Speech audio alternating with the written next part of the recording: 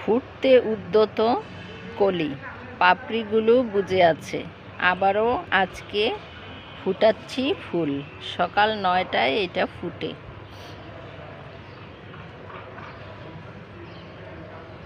Touch করতেই ফুটে গেল।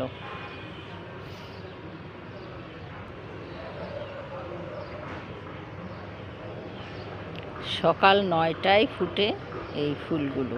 এই যে অনেকগুলো ফুল ফুটেছে।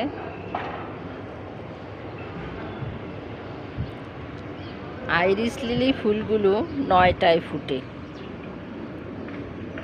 পাপড়িগুলো গোল হয়ে একসাথে জোড়া লেগে থাকে, আর ছোঁয়া দিতেই ফুটে যায়। ভীষণ ভালো লাগে ফুটাতে এই ফুল। শুধু বাগান সজ্জায় এই ফুল গাছ লাগানো হয়।